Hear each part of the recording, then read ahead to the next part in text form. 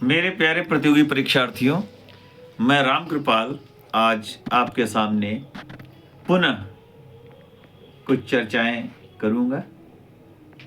आज तारीख हो गई 20 दिसंबर। 20 दिसंबर दिन शुक्रवार, वर्ष 2024। 20 दिसंबर को जो मुझे जानकारी है, मनाया जाता है विश्व मानव एकता दिवस। प्रतिवर्ष 20 दिसंबर को मनाते हैं। इसके अतिरिक्त अगर हम संविधान के भाग 20 की बात करें तो भाग 20 में संविधान संशोधन की प्रक्रिया का वर्णन किया गया है। भाग 20 में संविधान संशोधन, और अगर हम अनुच्छेद की बात करें तो 368 अनुच्छेद 368 में जो है संविधान संशोधन की बात की गई। अब यह संविधान संशोधन लिया कहां से गया? ज्यादातर आप लोगों में से जानते होंगे दक्षिण अफ्रीका के संविधान से लिया गया है, जिसकी राजधानियां हैं जोहान्सबर्ग, प्रिटोरिया और केप टाउन। लेकिन अगर ये तीनों राजधानी तीनों दी हुई हो तो आप प्रिटोरिया को ही टिक करेंगे। और यहां की मुद्रा का नाम है रेंड।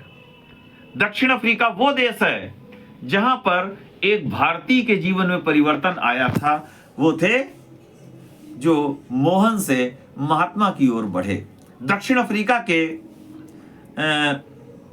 पीटर मैरिट्सबर्ग नामक स्थान पर महात्मा गांधी को ट्रेन से उतारा गया था। उस समय इनका नाम था मोहनदास करमचंद गांधी, यम के गांधी। और ये 5 डिब्बों वाली ट्रेन थी जिस पर पूर्व राष्ट्रपति महामहिम श्रीमती प्रतिभा देवी यात्रा कर चुकी हैं और वर्तमान प्रधानमंत्री श्री नरेंद्र दामोदर दास मोदी भी उस पर यात्रा कर चुके हैं। वो ट्रेन अभी भी रखी हुई है। ये अफ्रीका महाद्वीप जो है, अफ्रीका महाद्वीप में दक्षिण अफ्रीका देश जो है सबसे नीचे आता है। इसी की प्रिटोरिया खान से कुलिनान हीरा निकाला गया था। केप ऑफ गुड होप ये अफ्रीका महाद्वीप में सबसे नीचे है, यानी दक्षिण अफ्रीका के निकट है। हिंद महासागर दक्षिण अफ्रीका महाद्वीप तक गया हुआ है। चलिए आगे चलते हैं। अब आते हैं हम संविधान के अनुच्छेद 20 की अगर हम बात करें तो अनुच्छेद 20 में कहा गया है कि एक व्यक्ति को एक अपराध के लिए 2 बार सजा नहीं दी जा सकती है। अच्छा, अगर हम जैन धर्म के 20वें तीर्थंकर की बात करें तो जैन धर्म के 20वें तीर्थंकर हैं मुनि सुव्रत नाथ, और इनका प्रतीक चिन्ह कूर्म है। कूर्म तो आप अंदाजा लगा ही लेंगे, कछुआ। कछुआ जो पर्यावरण के लिए बड़ा अच्छा है। कछुआ पर्यावरण के लिए बड़ा अच्छा जीव माना गया है। तो अब आके इसी कार्यक्रम को हम आगे बढ़ाएंगे। किस ग्रह को प्रेशर कुकर ग्रह कहते हैं? शुक्र ग्रह को। हालांकि मैं बता चुका हूं, लेकिन कभी कभी याद दिलाने के लिए बताना पड़ता है? अच्छा,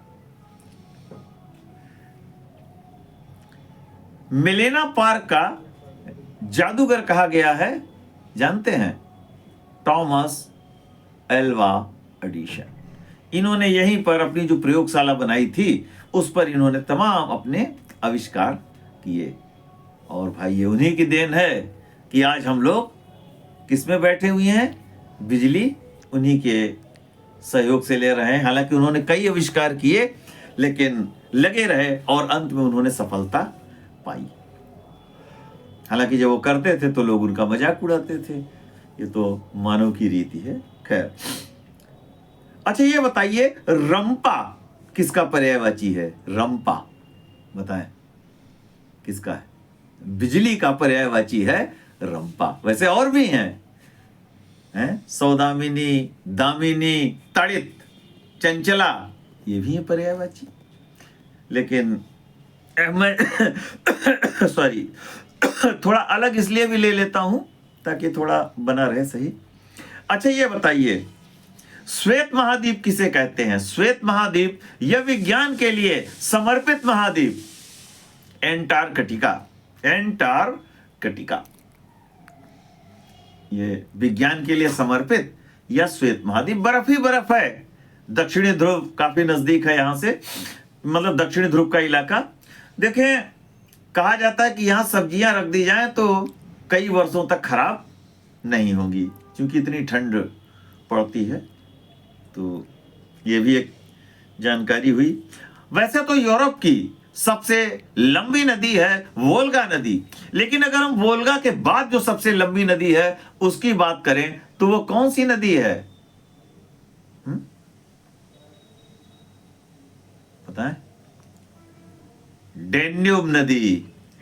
वोल्गा के बाद अगर कोई नदी आती है तो है डेन्यूब नदी। डेन्यूब नदी ऐसी है जो यूरोप के कई देशों से निकली हैं और कुछ देशों की राजधानियां भी उसी नदी के किनारे हैं। देखिए, मेरे पास जो जानकारी है मैं आपको बता रहा हूं। ऑस्ट्रिया की राजधानी वियना डेन्यूब नदी के किनारे है। स्लोवाकिया, इसकी राजधानी है ब्लाटिस्लाव, यह भी डेन्यूब नदी के किनारे है। हंगरी की राजधानी बुडापेस्ट, यह भी डेन्यूब के किनारे है। सर्बिया की राजधानी बेलग्रेड, यह भी डेन्यूब नदी के किनारे है। और रोमानिया की राजधानी बुखारेस्ट, यह भी डेन्यूब नदी के किनारे है। देखिए, जो हमको जानकारी हमको मिली हमने आपके सामने प्रस्तुत की, और भी अगर मुझको जानकारी मिलेगी तो मैं आपको बताऊंगा। चलिए आगे चलते हैं। पोलैंड और जर्मनी की सीमा कौन सी नदी बनाती है? यह ओडर नदी। ठीक, चलिए। अच्छा, एशिया और यूरोप की सीमा कौन सी नदी बनाती है? यूराल नदी। यूराल नदी ये एशिया और यूरोप की क्या है? सीमा बनाने का काम करती है। एशिया और यूरोप का मिला जुला इलाका यूरेशिया कहलाता है, और यूरेशिया के घास के मैदान क्या कहलाते हैं? स्टेपीज। यूराल पर्वत ये एशिया और यूरोप को अलग करता है। ठीक, अच्छा बताइए, इंग्लैंड में ऑक्सफोर्ड किस नदी के किनारे है? ऑक्सफोर्ड टेम्स नदी के किनारे। लंदन तो है ही है, यह भी टेम्स नदी के किनारे है। कभी कभी प्रश्न बड़े घुमा के आ जाते हैं। अच्छा, किस भारतीय का निधन इंग्लैंड में ब्रिस्टल में हुआ था? आत्मीय सभा और ब्रह्म समाज। अब तो अंदाजा लगा सकते हैं, राजा राम मोहन राय। तो इनका निधन कहाँ हुआ है? इंग्लैंड के ब्रिस्टल नामक स्थान पे। और ब्रिस्टल जानते हैं किस नदी किनारे? ब्रिस्टल बताएं। ब्रिस्टल एवोन नदी के किनारे है। ठीक, तो भाई ये हमको जानकारियां जो कुछ थी मैंने बताई, भी और भी हैं, लेकिन जरा हर चीज देखनी पड़ जाती है। ठीक है। अच्छा,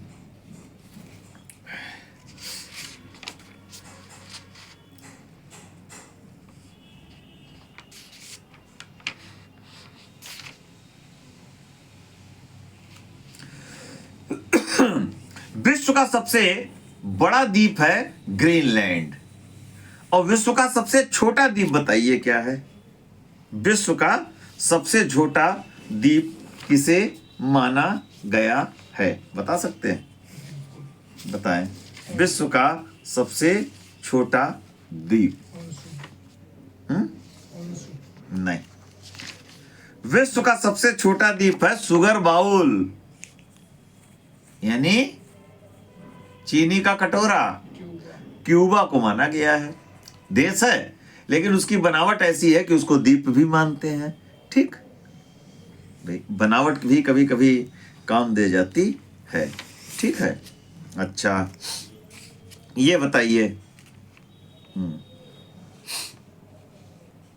इटली का मैनचेस्टर किसे कहते हैं? मिलान। इटली का मैनचेस्टर मिलान, जबकि जापान का मैनचेस्टर ओसाका। भारत का तो आपको पता ही होगा, भारत का तो आपको पता ही होगा मैनचेस्टर क्या है, जहां पर पर्यावरण शिक्षा केंद्र है, साबरमती आश्रम वहां पे है। अहमदाबाद, अहमदाबाद। और उत्तर भारत का मैनचेस्टर तो आप जानते हैं, गंगा नदी के किनारे कानपुर। ठीक, अच्छा। और दक्षिण भारत का मैनचेस्टर, दक्षिण भारत का आप जानते होंगे, जहां वृक्ष आनुवंशिकी एवं प्रजनन संस्थान है, कोयम्बटूर। देखिए आपने किया, मैंने आपके प्रश्न में भी कुछ जानकारी देने की चेष्टा की। विद्यार्थी का एक गुण काकचेष्टा भी माना जाता है। अच्छा बताइए, 1963 में नेहरू सरकार के खिलाफ पहली बार अविश्वास प्रस्ताव कौन लाए थे? पता है? हालांकि वो अविश्वास प्रस्ताव गिर गया था, क्योंकि उस समय नेहरू सरकार पूर्ण बहुमत में थी। तो 63 में कौन लाए अविश्वास प्रस्ताव? जयप्रकाश नहीं, नो। सबसे पहले 1963 में लोकसभा में अविश्वास प्रस्ताव लाए थे आचार्य जीवतराम भगवान दास कृपलानी, जेबी कृपलानी। कौन लाए थे? जेबी कृपलानी। कोई बात नहीं, देखिए गलती हुई तो सुधारा जाता है। एक अच्छे कंपटीटर का यही तो लक्षण है कि सुने, प्रैक्टिस मेक्स मैन परफेक्ट। वो लाए थे, और बाई चांस उनकी पत्नी श्रीमती सुचेता कृपलानी उस समय उत्तर प्रदेश की मुख्यमंत्री थी। खैर आगे चलते हैं। अच्छा ये बताइए, हिंदी में आते हैं, अहर किसका पर्यायवाची होता है? आहर, बताएं। अहर किसका पर्यायवाची हो सकता है? किसका हो सकता है? आहर, आहर। जो मुझे जानकारी है, ये तालाब का पर्यायवाची होगा। किसका होगा? तालाब का पर्यायवाची होगा। चलिए आगे चलते हैं। देखिए मेरा काम है कि मेरे पास जो जानकारी आती है आप लोगों के समक्ष लाना, बस। बाकी चलिए। अच्छा, ये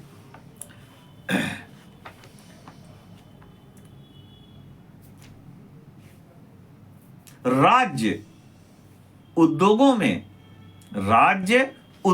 में कर्मकारों की भागीदारी निश्चित करेगा, ऐसा किस अनुच्छेद में बताया गया है? अच्छा भाग बता दीजिए। भाग 4, भाग 4, राज्य उद्योगों में कर्मकारों की भागीदारी निश्चित करेगा। ये भाग 4 यानी नीति निर्देशक तत्वों में बताया गया है। अब नीति निर्देशक तत्वों में अनुच्छेद कौन सा है? 43A, 43A। क्या बताया मैंने? आप लोग भी बोल दें एक बार, ताकि आगे सही निकलेगा आपकी जबान से। 43A, फिर तो कह दो एक बार 43A। देखिए बार बार इसलिए हटा देता हूं कि यही चीजें बहुत काम देती हैं। अच्छा ये चलते हैं।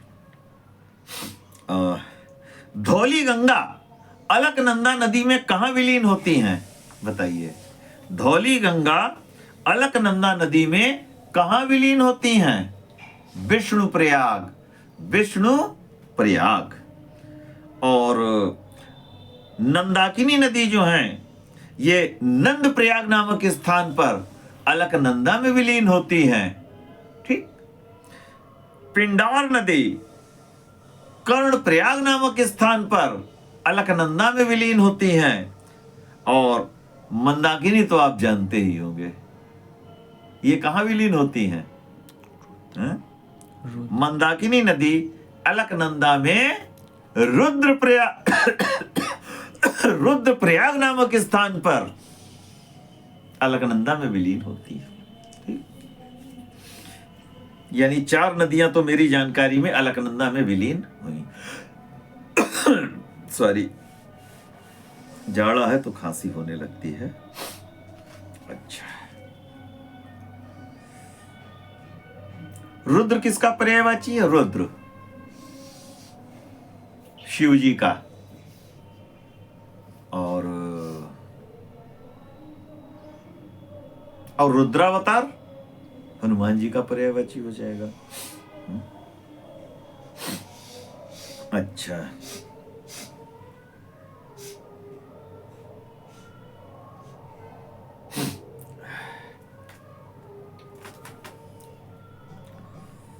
अच्छा,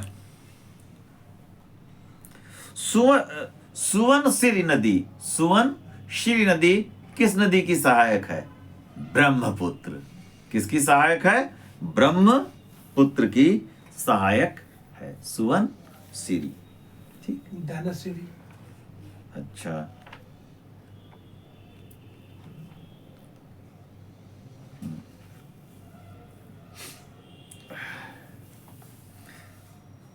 संविधान के किस अनुच्छेद में कहा गया है कि जिन राज्यों को सहायता की जरूरत होती है उनके लिए वित्त आयोग अनुदान की सिफारिश करता है? ऐसा किस अनुच्छेद? वैसे तो वित्त आयोग का वर्णन अनुच्छेद 280 में है, और राज्यों की बात करें तो राज्यों का जो वित्त आयोग है 243 में है। ठीक, अब किस अनुच्छेद में कहा गया है कि जिनको सहायता की ज्यादा जरूरत होती है तो वित्त आयोग सिफारिश करता है? अनुच्छेद 275, 275। अनुच्छेद 275 कहता है कि जिन राज्यों को सहायता की आवश्यकता होती है उनके लिए वित्त आयोग सिफारिश करता है। ठीक, क्या करता है? वित्त आयोग सिफारिश करता है। ठीक, अच्छा, आगे चलते हैं भाई। ये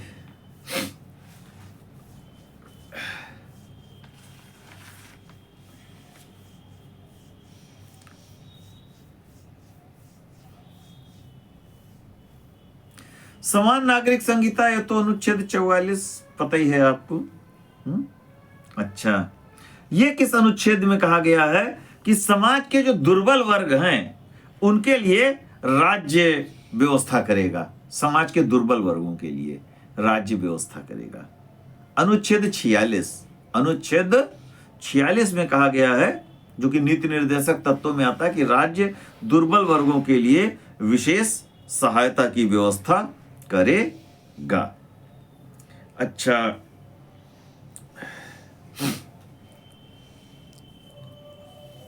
राज्य बेकारी, बीमारी, बुजुर्ग और जो निशक्त लोग हैं उनके लिए लोक सहायता उपलब्ध कराएगा।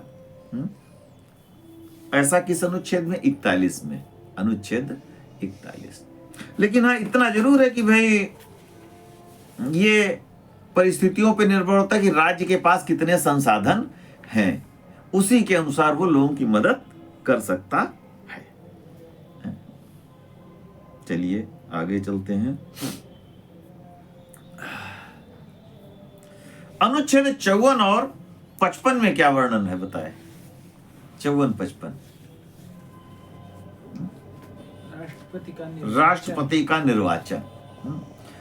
अनुच्छेद 54 में कहा गया है, 54 में देखें, अनुच्छेद 54 कहता है कि राष्ट्रपति के चुनाव में इतने लोग भाग ले सकते हैं। कौन? राज्यसभा के निर्वाचित सदस्य, लेकिन मनोनीत सदस्य भाग नहीं लेंगे। लोकसभा के निर्वाचित सदस्य भाग लेंगे, मनोनीत सदस्य भाग नहीं लेंगे। और राज्य विधान सभाओं की निर्वाचित सदस्य होते हैं वो भाग लेंगे, लेकिन मनोनीत सदस्य भाग नहीं लेंगे। ठीक, पहले केंद्र शासित प्रदेश वाले नहीं लेते थे जहां विधानसभाएं थी, जैसे पुडुचेरी और दिल्ली।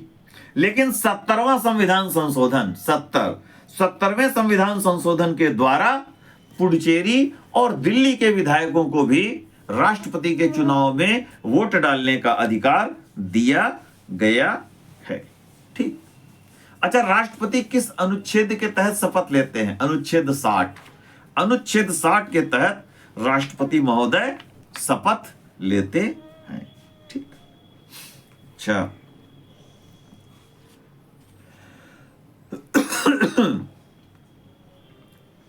उष्ण कटिबंधीय वन अनुसंधान संस्थान कहां पे है? उष्ण कटिबंधीय वन अनुसंधान संस्थान कहां पर है? बताएं। देहरा। नो, नर्मदा नदी के किनारे, जबलपुर। जबलपुर। ठीक। अच्छा, चलिए आगे चलते हैं।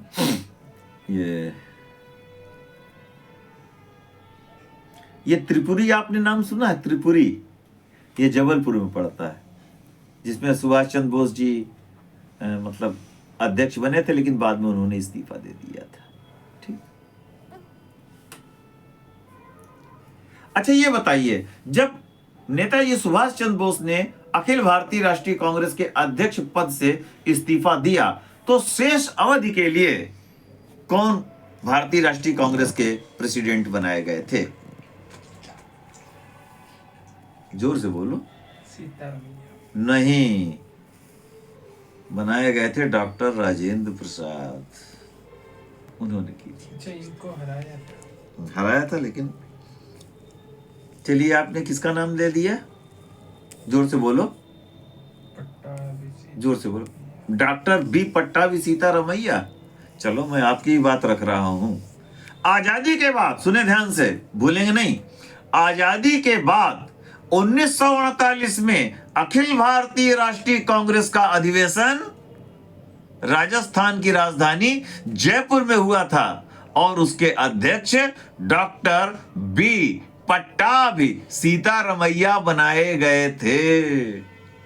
देखिए, आप जोर से बोले, अगर आप गलत करेंगे तो मैं आपको बताऊंगा, और नहीं मुझे मालूम होगा तो मैं ढूंढ के आपको बताऊंगा। मेरा उद्देश्य कि आपको सही सही जानकारियां उपलब्ध कराना। अच्छा, ये बताइए, टकसाल, इसका तत्सम क्या होगा? टकसाल का तत्सम टंकशाला है। क्या होगा? टंकशाला। चलिए आगे चलते हैं भाई। ठीक है, बहुत सी चीजें होती हैं कि हिसाब से करी जाती है। टंकशाला। ठीक है। अच्छा, किस मुगल बादशाह ने सबसे पहले अपने साम्राज्य को प्रांतों में बांटा था? किस मुगल बादशाह ने अपने साम्राज्य को सबसे पहले प्रांतों यानी प्रोविंसेस में बांटने का काम शुरू किया? अब आपने सही बताया।